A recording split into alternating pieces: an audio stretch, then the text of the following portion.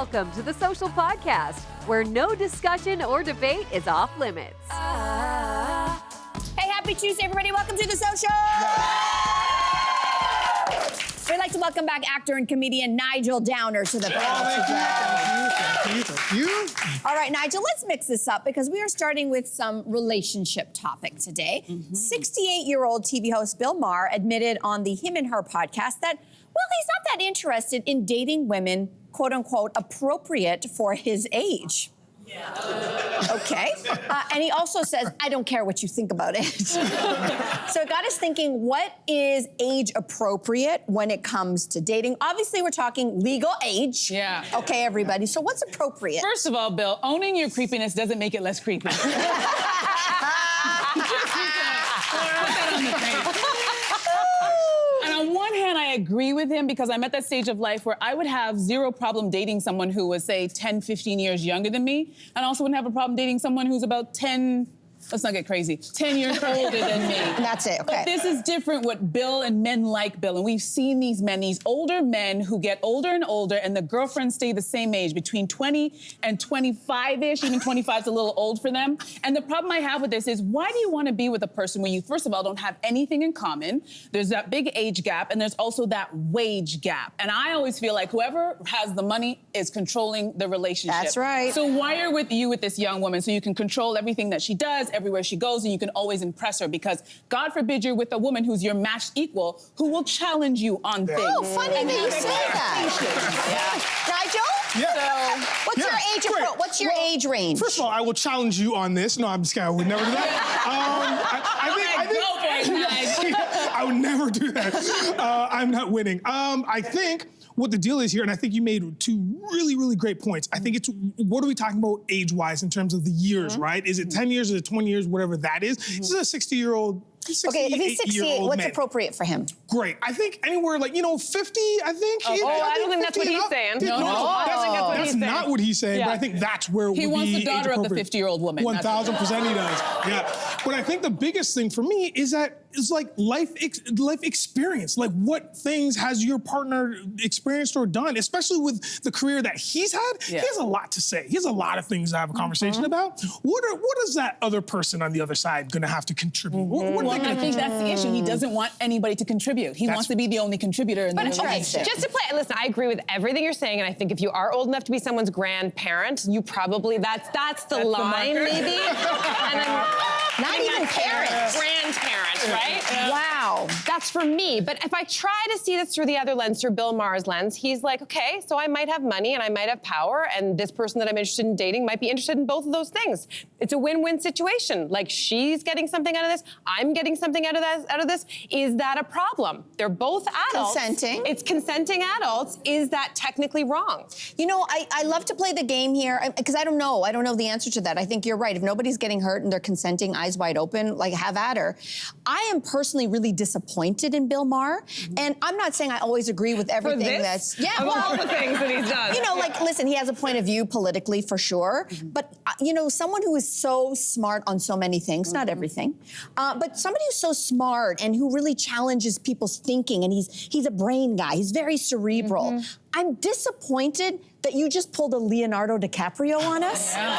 I don't know why I'm disappointed. Maybe I shouldn't Doesn't be. seem as smart now, does he? He's not as smart, because to me, this is such a cultural cliche to have an older white man with money go, you know what? I don't need somebody who's going to challenge me. I want the 20-something-year-old Victoria's Secret model. Yeah. I just feel like it's such a disappointment. And the gender game that we always like to play on this show, which is flip the genders, is why are we thinking this is so acceptable for men to do this time and time again, and yet you have people jumping down Madonna's throat for dating a 20-something-year-old. You have people down Cher's throat, because they're dating somebody younger. And I just think to myself, like, in those cases, that's against the cultural cliche. That's where I go, that's very interesting.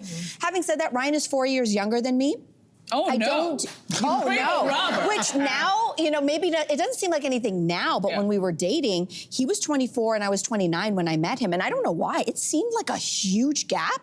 to me at the time. And I tried to just shoo him away because I was like, we talked about this on the show. Sow your wild oats. I got my own thing. We're in two different places in our life, and it seems to have worked out. And by the way, if you're gonna get together with a much, much older man, get ready, you're gonna be his caregiver changing his diaper. So good luck with that. Well, they have enough money to hire out for that service, I feel like. Yeah. So, But you also make the point of like people, the judgment of people, but I think that's right there, that's the difference. Women will judge other women, whereas an older man walking around with a young girlfriend, all of the older men are like, good for you, brother. that is a good point. They're nodding their heads, and it's a win. That trophy girlfriend in your sports car with your toupee flapping in the wind, that's a win as far as men are concerned. Yeah. As women, we're not down with that. Yeah. Okay, moving on. Martha Stewart revealed on Watch What Happens Live that fellow celebrity chef and longtime friend Ina Garten stopped talking to her when she went to prison for 5 months. Remember that back in 2004? So Ina has denied these claims in The New Yorker, saying they just not lost touch when Martha moved away. So is there a limit to this kind of like ride or die friendship? Like, are there lines where, we're making assumptions that she sort of ditched her, but, are there limits? No, I'll go first. No. Really? No. Really? No. Okay. You are my ride or die, let's get after it. You know what I mean? It's like, for me, it's like, that's why I'm here. This is the definition of ride or die, whatever you need. Now, look. Now, if we're breaking laws, okay, I'm gonna have to think about I was about to bring it. A double homicide. You still my ride or die? Well, listen. Like the double, maybe single, but the double, I'm not gonna. I can kill one person. I got one murder. I'm gonna be accessory to one, and I'll help you with another. But then on the other side, it's like, cool, man. If you're going in, then just tell me, do I need a spoon or a shovel, and I'll get you out. Let's do the thing. Oh my God. Yeah, they're my people, man. Okay, what if this scenario, like I'm thinking of Shania Twain. Okay. I'm thinking of that kind of best friend. So your wife has an affair with your best friend. Okay. Are you still forgiving your best friend? Funny you should say. No, it hasn't happened. It hasn't happened. But I did go through something similar to that in university when I had lost my best friend to a girl that he just met in first year, and he fell in love with this girl, and it was a wrap.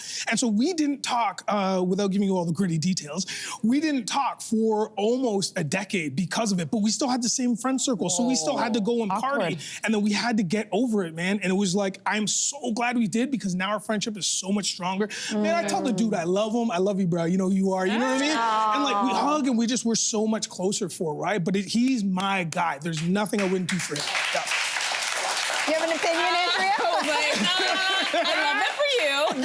That's not my ministry. I think what's happening to Martha is there are a lot of us, when this story, even when you're reading the intro, a lot of us are nodding like, yeah, I have my ride or die. And the reality, I think, is you don't know who your ride or dies are until things get real.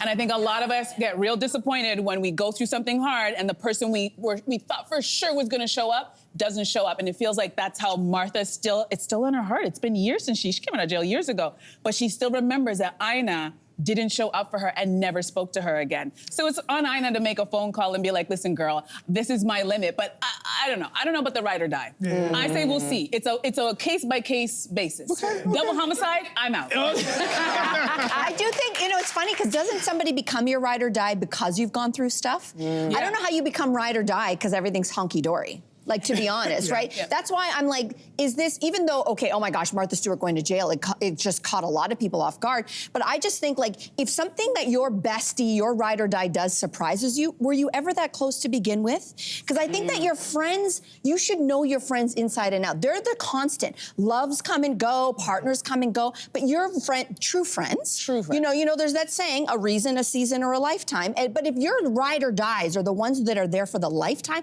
it's because you've been through hell and back together, and therefore there should be no surprises. So this tells me, Martha, she wasn't as close to you as you thought. Thank you. Thank you. I don't know.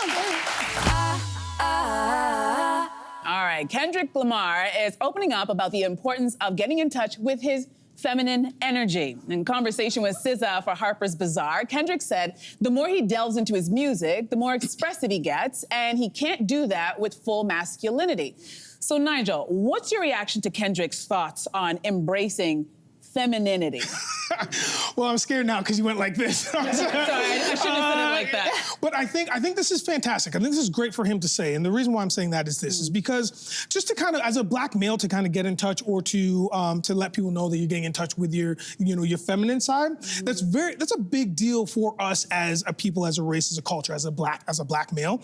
And I think, well, the first thing I thought of too was the recent announcement of the Met Gala, right? Of all the celebs and specifically we're now going to move into the era of having these black athletes and these black celebs that are now representing the co-chairs of the event. I'm bringing them up because if you know, their fashion is now transcending other than just a suit and a tie and a thing. They're wearing flowing materials and gowns, to me, that tells me you've moved into a different place in terms of how you feel your sexuality can be expressed. Now, however little or great you make that, whatever that scale is, I still think it's there. So for Kendrick to say that, to reach his audience in such a fashion, I think it's great. I think what he's saying is great. No, it is. I will say, I think this is fabulous for all those reasons that you just said. I do think it's very interesting that Kendrick, who, for some people's opinion, destroyed Drake in the rap battle of the century recently, who really attacked the fact that Drake has come up in the game as a rapper who sings,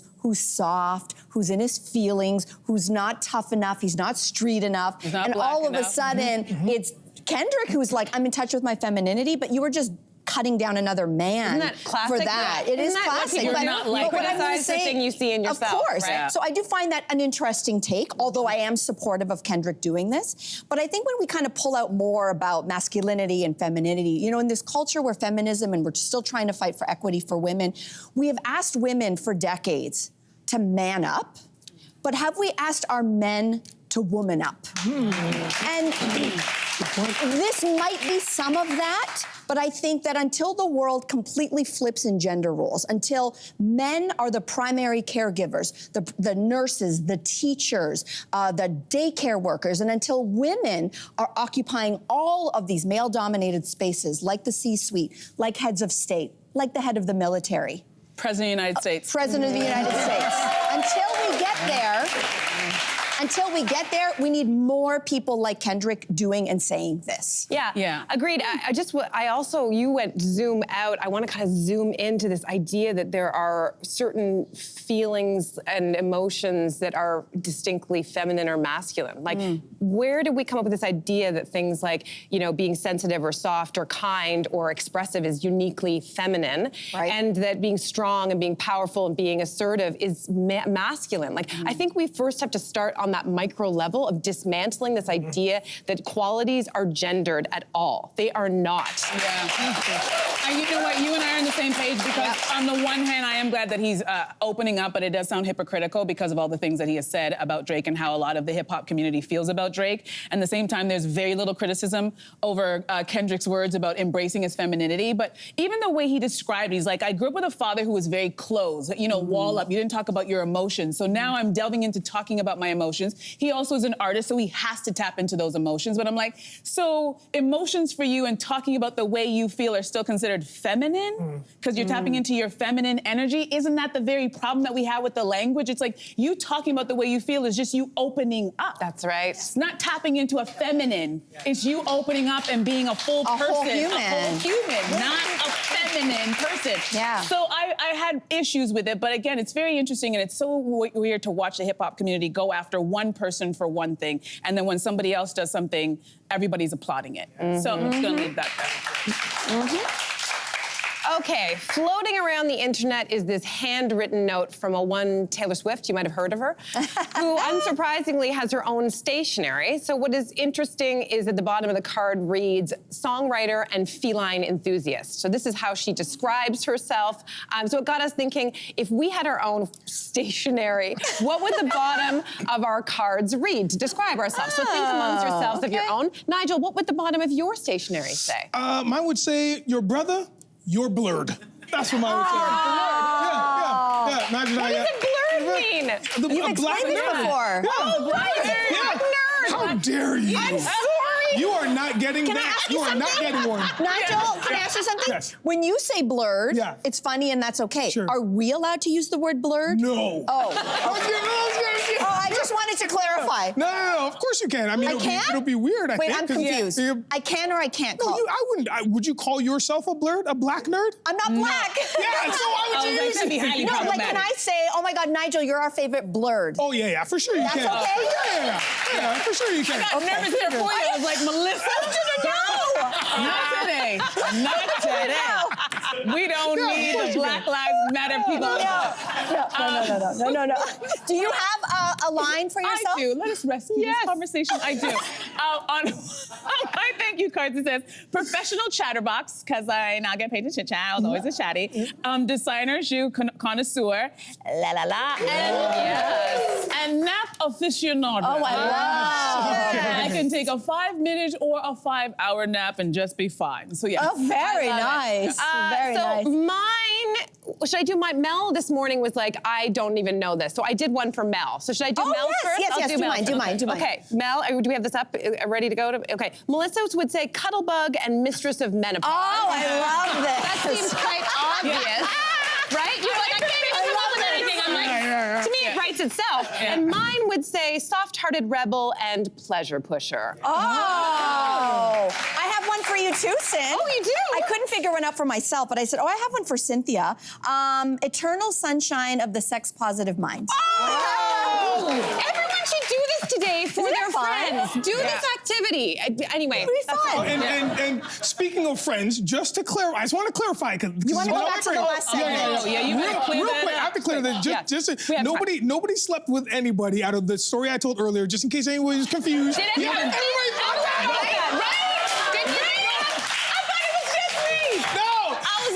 I'm going to clarify it very quickly. You did not have sexual relations? No, with that woman, I did not. Okay. I did not. Okay. My best friend met a girl in university. First year university was like the first day. Met a girl, and that splintered my relationship with him. He ditched you. He was like, he ditched you. For his girl. But you didn't sleep with that woman. I did not. And I did she not didn't sleep with one of your partners. Yes, Okay. yeah. So, Thank God we cleared that up. yeah. I'm glad I cleared that up. You're I have really to see him this glad. weekend. You know? Wow. So how would you feel about knocking off a quick 7K run at the wedding that you're attending? There's a viral TikTok of a bride and her guests while they are jogging around a French manor. Now, according to the bride, it was a way to start the day with endorphins. Also a chance for different friend groups to get to know each other. Unfortunately, reaction online, well, it was mostly negative, with one person saying, quote, "May this type of wedding party never find me." Yeah, okay. True. Okay, Andrea, I think I know what you're going to say. Would you be okay with this? No, first tell me, what do you think I'm going to say? I think you're going to be like, heck no. Listen, here's the thing. I love you, brides. I love that you found love. But why am I running around a track because you found the man of your dreams? Why am I doing scavenger hunts? Why am I, making a dress out of toilet paper? I don't understand all this camp activities that I have to do because you fell in love. And, in your 20s, when you have like 9 of these weddings to go to a summer, I participated and I hated myself for it. And then as I got older, I'm like, you know what? I don't have to do this. You get me for the day. I will be at your ceremony and I will be at the reception. I will give you money and a card and that is it. I'm not running anywhere. I'm not doing anything. And I wish you all the best. Godspeed. But I'm not participating in all this tomfoolery. Okay. Did you do any of this stuff? No. Wait, did I do any? Like, did I go to any wedding? I don't think so. Okay. I don't think so. But would I do this? 100%. Really? Oh, you would? Yes, I'm on board because I love the idea that, hey, one thing, the endorphins. Let's get the blood flowing. Let's start the day. You know what I mean? Let's not get groggy about it. I love meeting different people at these weddings. Look, we'll meet on the dance floor for sure. But I love the fact that we can go out. You've flown that far.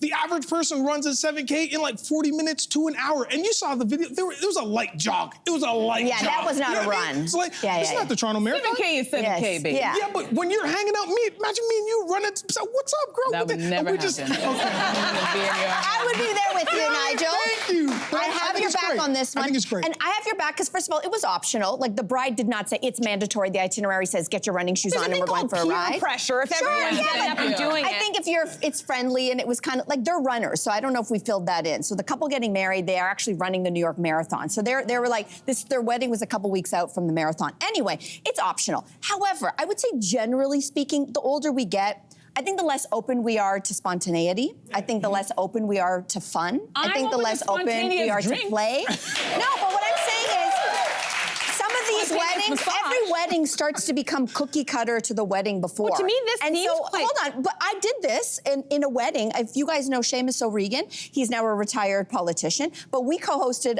the Olympics together, and he got married the year after the Olympics, and we went to St. John's, Newfoundland, shout out, East Coast, and he had the most adventurous wedding ever. And at first I was like, oh, that's aggressive. But then, so this was us at his wedding, we didn't know what was coming the next day. We went hiking on Signal Hill. Anybody knows that? Yeah. It's gorgeous. Beautiful. You know, it's beautiful. Beautiful. Then we went kayaking with whales. And then this was the pièce de résistance. And this is why I say be open, because you never know what's going to happen.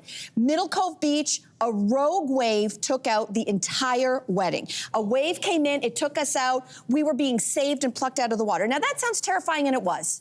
The point is, to this day, it is the unexpected, it is the openness to what could be that has bonded all of us friends So who were nearly not friends dying before. is what you forever. want Yes. for a wedding. Okay. The point being, a run is not going to kill you. Yeah, I mean, a run is not going to kill you. That's fine. And I love your the idea doctor. of being open to things, and that sounds like a magical adventure. But what about trying to not force fun on people? Like just forcing them to do it exactly your version? Because it sounds like that was kind of an evolving thing. All this stuff happened. And I find it fascinating that weddings, to me, have become quite cookie cutter. Many of them are all about the, like, wear the exact same T-shirt and do the exact same And the thing. crown and and it's the all tiaras. the same. So why not just let your individual guests be themselves? And if that's the case, right, just let them kind of go, do a walk around, meet me in the après-ski, if this was an après-ski, I don't know, whatever that is, and just like let everybody I'm just with you. kind of do their if own they're thing. really thinking about their guests, if they're both runners, well, the morning of your wedding, the two of you go for a run together. Yeah.